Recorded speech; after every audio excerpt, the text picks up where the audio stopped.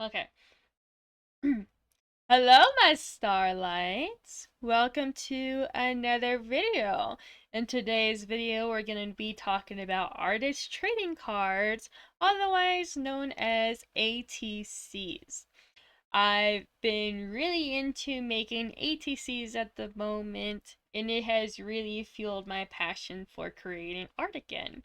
I had posted a video upon my TikTok of sharing some that I made, and one of it was really cool because someone who saw my video, I ended up trading with her, and she didn't realize I was the one that made that video until she saw one of my cards that I made. And it really made me so happy because she said after she saw my video on TikTok, it's what inspired and encouraged her to get back into creating ATCs. So it really made me happy, and I'm still waiting currently for her ATC at this moment, and I'm so excited to get it. Now, a ATC is a artist trading card, and that means it is the size of a card, like a Pokemon card. It is the size of um playing cards, Magic the Gathering cards, you name it. As long as it is this size. Now, when you are creating the base for your ATC, your artist trading card, some people will use playing cards as their base. They'll put their art on this side and leave this side um more visible, probably because it looks really cool. I would do it because it looks cool. But people will do that, and there's nothing wrong with that. I think it would be more encouraged if you don't want to be making your own bases all the time, because it it can be tiring. Let's try to look for something. Now, they do pre-make ATC bases. Um, I had these cards I got from Hobby Lobby. If my camera will focus. Come on. Well, anyways, I got these from Hobby Lobby. They're $1.29, and there are this trading card bases. They are 2.5 inches by 3.5 inches, and you get 25 of them. They are this flimsy cardboard. They had different shapes, cutouts, and sizes, but this size is your most popular choice and what you're gonna see a lot of people using more of. It doesn't mean you can't use any other shapes though. Um, some people will also use packaging like this, my hot chocolate, um, that you can use as your AT base as well. Now, there's some people who will use genuinely cardboard for making their ATC base, and that's fine. It's just it's going to be bulky, and it might require you to need to use more than one stamp. And if that is not a problem, then I say go for it. If you want to preserve your stamps and not use too many, I would suggest trying to go for thinner pieces. If you can, you know. You can also use cardstock. You can use, I want to say this is cardstock, but this is what I was using for my bases. It is 200 grams, 120 pounds. But the texture of this paper, it's really thick, and you know, it seems really great as a base if you do like just a paper drawing that's really thin and you just need an extra sturdy piece. You could just apply it and it will be sturdy enough to where you can send it through the mail and make it as an ATC to where it's not going to be too flimsy and might get ruined. And that's the thing when you create ATCs. I will say there are times where I have traded with someone and they gave me just a piece of paper of that drawing without putting the backing on it. And I'm okay with it. I don't know if other people are, but just to make it a little more sturdy so it can last a little longer, I would put a backing on it. Uh, I guess it could just be a personal preference, but it is something that I would highly suggest. You can use Bristol paper or mixed media paper because those ones are pretty thick and generally really sturdy. You can also use watercolor paper because that I think is more of a cheaper option. I forgot how much Bristol paper is, but watercolor paper you can get like a nice pack pad of it and just trace out your designs for the cards. Now, here's the thing with artist trading cards. I have seen in some groups that people think an artist trading card can be another size, like slightly bigger, like a huge piece of paper. No. It's called a artist trading card for a specific reason. They are supposed to be the size of a trading card.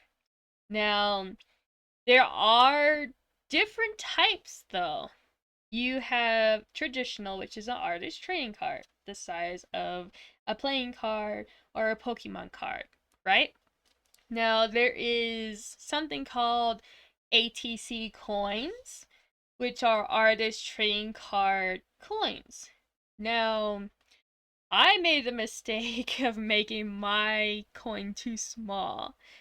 What if you want to get into it, what you're going to do is in my suggestion would be is to take your template of the card and you're going to find something that fits and fills the middle up like a circle. So it takes up the whole portion of the card.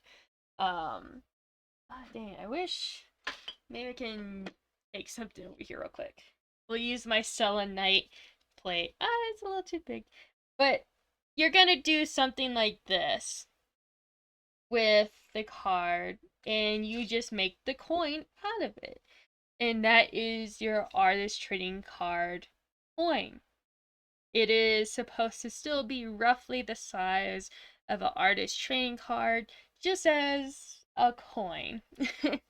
um, and there's another thing, I believe they're called like inches, tiny inches or something.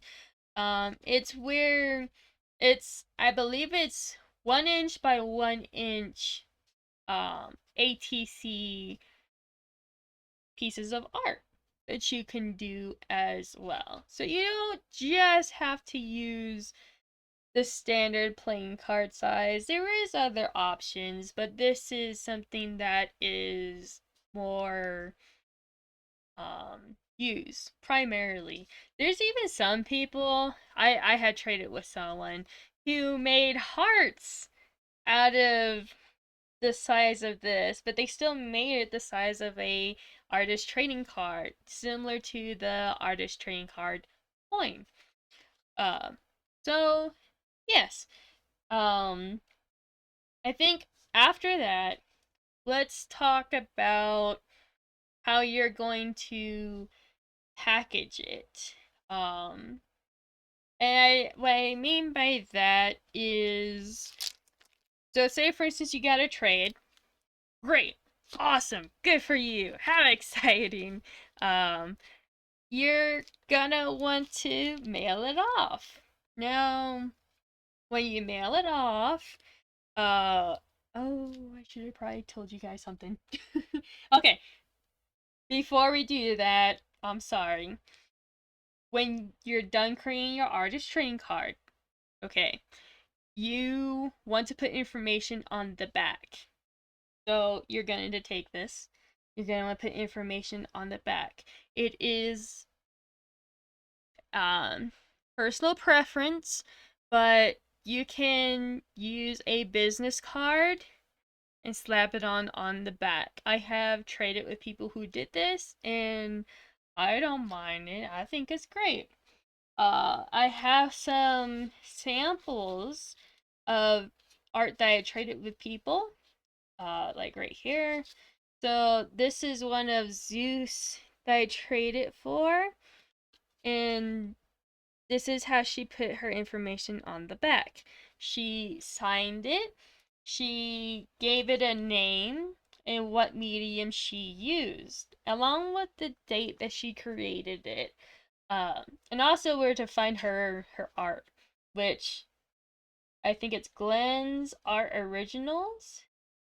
Um, I think I think that's her following. Maybe I'll check her art out because I really like it. Um, but you can put whatever you want on the back. Um, you don't even have to handwrite it. You can create a template or download a template and go off of that. What I do for mines, I already created a template. I print them out as wallet size cards, and it simply says my name, at Stars of Dark Nebula, or that the artwork was, made by Stars of Dark Nebula, and then where it was created. I don't particularly date mines unless I truly feel like it, and even so, I just usually write that in. Um, this is another example as to what someone put for their backing. They put their social, the their artist signature, the series of their art, the name of it, and number. So a number is another thing I want to talk to you guys just real quick. Then we'll get on to the packaging. But you can, if you make, say for instance, a series of cards, that is of a particular theme, you can have it to where like this card is 1 out of 10, or another person trades that card and it is 6 out of 10 of that art from the art series. You can do that. It's not mandatory, but if you want to, you definitely can. I've done it personally, and I feel like it just adds a little to um the ATC, especially if it's a project you're doing. Um, you can again keep it really simple. This is the back end of one card, and this is just what she put, and it's still amazing. I I'm in love with this ATC. It's Papa, one of the Papas from Ghost, and I love Ghost so much. Um, but you can keep the writing in the back as simple as that. Um, and this one's a good example of the cardboard. It'll focus. I don't think it's going to, but this is really thick. Um, just showing as an example between a regular card versus, you know, a thicker piece of cardboard. But this person, this is all they put on their backing, and Yeah, so like I said, it is all a personal preference. There really is no right or wrong way of doing it. Some people will put, you know, where they live. Some people, I have received cards like this as well, um, will use their address label and put it on the backing of the card as well. So you can get really creative and it just super versatile with what you want to put for the information on the back. Okay, now that we have that out of the way, we could talk about packaging. So you got your first trade. Awesome. You're gonna want to get penny sleeves. Now, it's not mandatory, but I would highly suggest it because it keeps the card protected and I think it just makes things just a little more I don't know, special. So, I have these. My mother gifted them to me that she got from Temu. They're like these holographic sleeves. You can see. I'll do an example. Um, they look. Whoa. Well, you can kind of see it. The light is kind of ruining it. Oh, okay. So it's like that. You can get penny sleeves though, and penny sleeves, you can get a crap load of them for I think just like $1 or two. Um, and all you have to do is go to your local card place. Even like some art places like Michael's and Hobby Lobby sells them. But you're gonna want to get these just to protect your car during shipment. Um, it's not mandatory, but I would suggest it. You can also get top loaders, which are these guys. It's like a thick plastic. Um, it might require more postage for you to send in a mail, and what I mean by more postage is 2 stamps. But for the most part, you can get away with just sending it with 1 stamp. For the most part. Don't take my word for it. I'm speaking from experience, but regardless, you can get top loaders. You can get a pack for $3 of 10 top loaders and send them in that way. And with a top loader, you take your art and you slide it through. And now it's protected. Um, if you don't want to go this route, you can literally just take a card. So say for instance I have this card. Um, you can take a thank you card, invitation card, a greeting card of some sort. Just literally open it. Um, I would suggest taking your sleeve, putting it right there, taping it, and then I'll put a little note on the side saying, thank you for trading with me. I look forward to trading again. Um, or I'll like compliment their art and so forth, and their card will be right here waiting for them to take.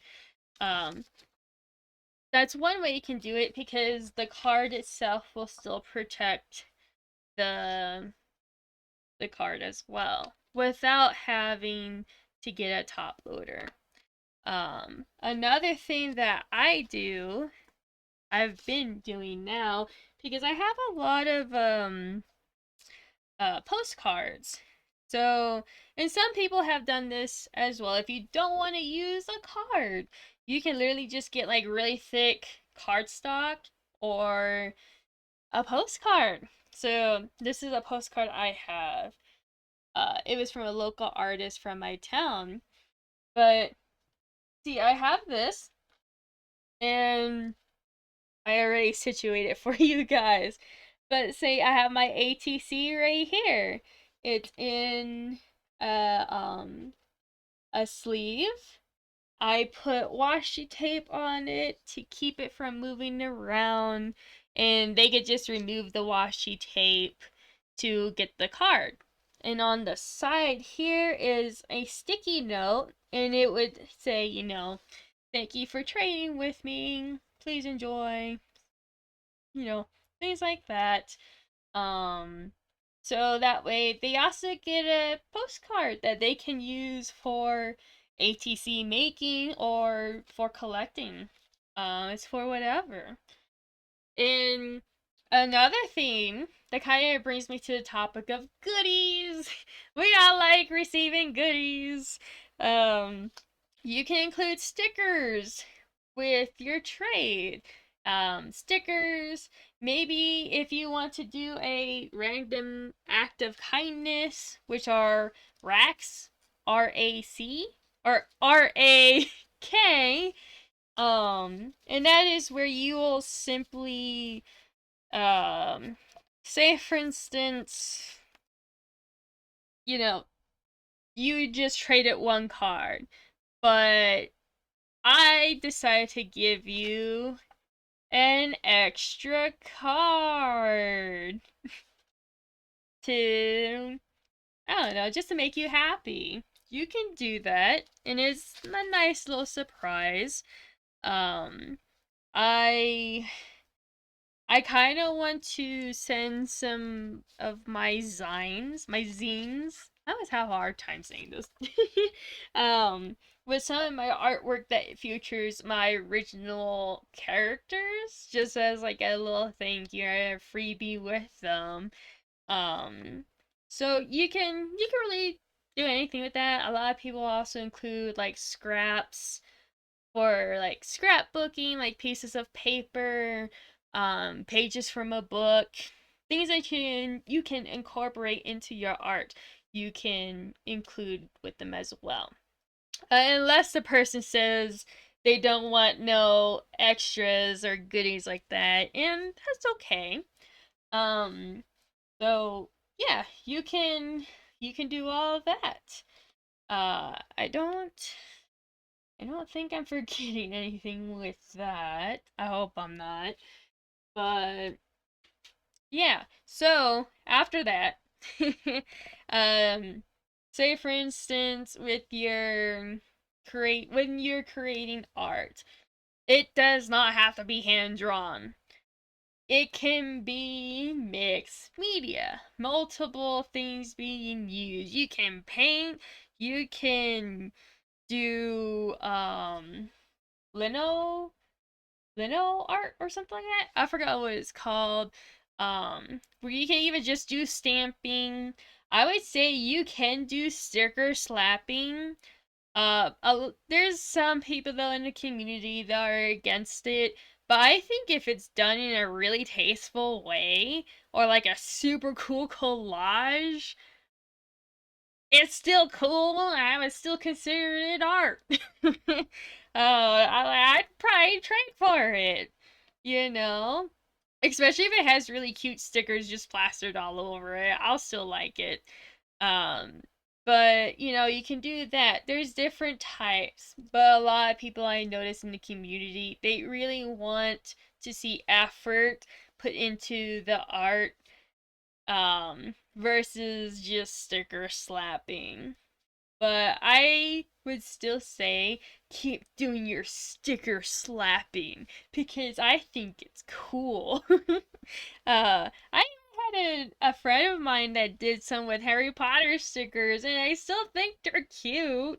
Um, so yeah, that's a little thing I wanted to bring up regarding that. I had even brought up in some of the groups that what happened if we made, or if I did, um, took pictures of, or if I turned my photography pictures into ATC sized cards and traded them to people, if that'd be something they would like, to where they would have the very own only original copy of that picture.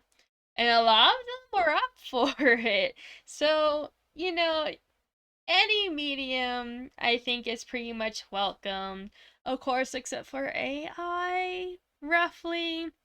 Um, I'll stray away from that topic, but I don't think anyone should truly be bashed harshly for it.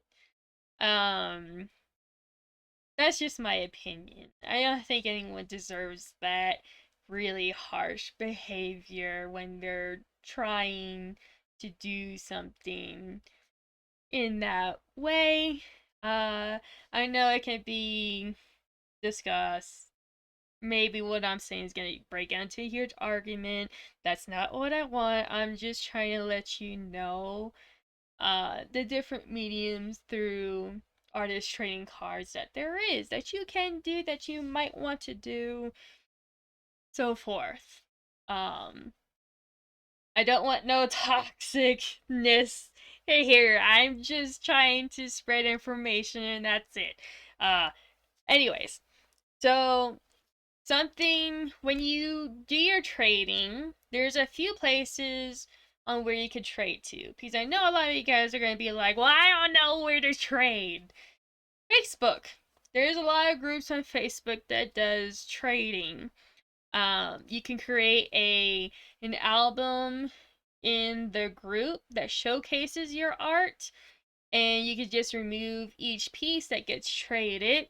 You can um create like an album on Google Photos that showcases all your art in one space and just send that link to the person you're trading with. There's this one person, they put all their art on a Google's Docs file, so you could just scroll past it that way and they'll just delete or say claim on the ones that are taken. Um, Another platform you can join if you don't feel comfortable just randomly giving people your address and you want it to be a little more secure, I would suggest swapbot.com. I used to do a lot of snail mail pen paling in my day. um, and SwapBot, they do different prompts and different types of swaps regarding ATCs. And you can even join groups that host different kinds on there as well. And I say it's a lot more trustworthy in a sense, can probably bring you a peace of mind. It's because if someone doesn't hold up on their end, uh, they're they're gonna get a bad rating. Each person who joins on there, they'll have a rating, and it's I don't know, I guess as harshly it might sound, they are graded to see if they are trustworthy, if they're super flaky, or if they just might had like miscommunication or mishaps in past swaps. Um, so yes. And also, if you want, you don't just have to take your pictures just holding it up or, have it propped somewhere. You can go to the dollar store and get yourself like an easel. This is the one that I made. Um, and you can just hook your art on it and then post pictures saying it's for trade if anyone wants it. Um so yeah, I would do that. And yeah, I think I covered most of it. Um if you guys have any questions or concerns regarding artist trading cards, I would love to try and help out, but I just thought I could give you guys this information for the most part. Um, oh, actually, we're not ending this just yet. Another way, and I've seen this in the community, they don't know how to displaying their artist trading cards. And honestly, what a lot of people do is they'll buy the trading card sleeves and put those into binders and just put their cards in there. Um even like the Pokemon card protectors, sleeves, binder things, whatever you call them, they'll use those. But for those who genuinely want to showcase the art that they are getting, like around their place and so forth, you can you can get a small picture frame and put your art in it. I like that. There's some people on Etsy that make ACEO artist trading card mat boards to, it makes it look really nice. You could just plop your art on there and then hang it up in a 5x7 picture frame. Um I have seen some people where they just tape it to the wall with a sleeve. So they just have a huge wall full of their art. Some people will just put it in a little box. For a while, I actually just put mine in a Match the Gathering pink deck holder. um, but I have found a few other ways on how to go about it. And while I said to watch out for K-pop cards when looking for card sleeves, K-pop merchandise for their cards is going to be your number one go-to. And I say that because you can get ooh, I'm trying to think. Hold on, let me see if I can show you guys real quick.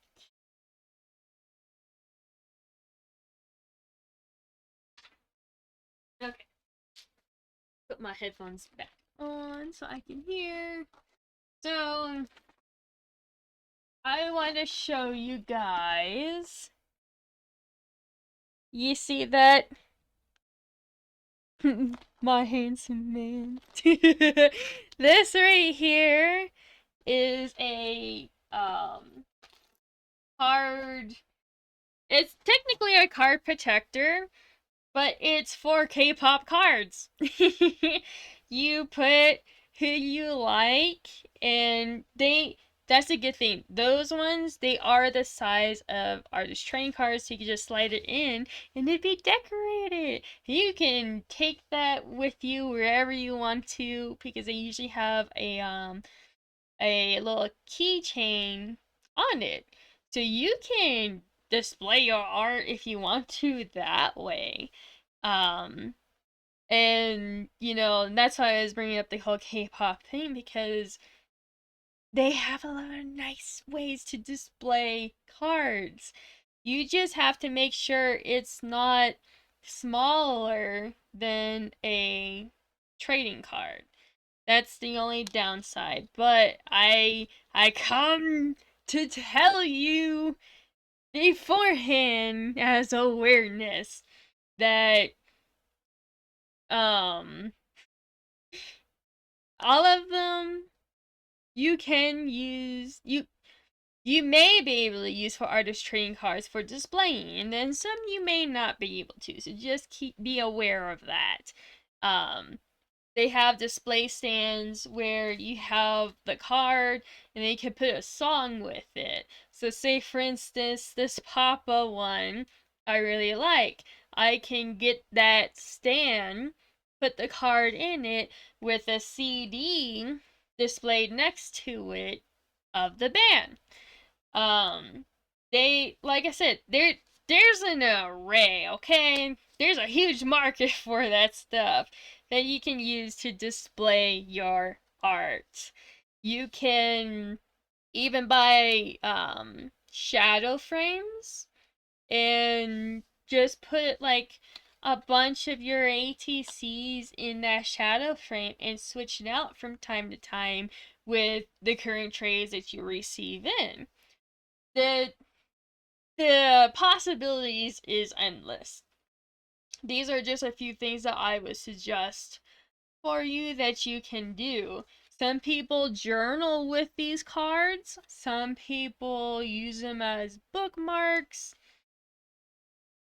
the possibility is endless. So, yes. I think the only thing I didn't cover with you guys is what a ACEO stands for. Now, I have it right here. An ACO stands for Art Cards, Editions, and Originals.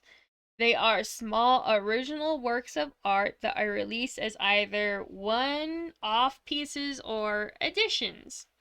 Now, I'm telling you right now, some people in the regular ATC community does not like when you switch up um what ACEO is versus an ATC. I have done this, and yeah, not too many people were happy with it.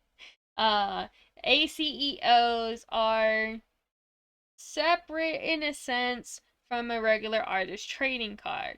ACEOs is things that you sell that are like artist trading cards. That is not for trading. So I hope that sums up everything, and I hope you find this video super helpful or just a little bit helpful. I yeah. So without further ado, happy swapping, happy creating art, and I will see you all later in the next video. Bye, my starlights.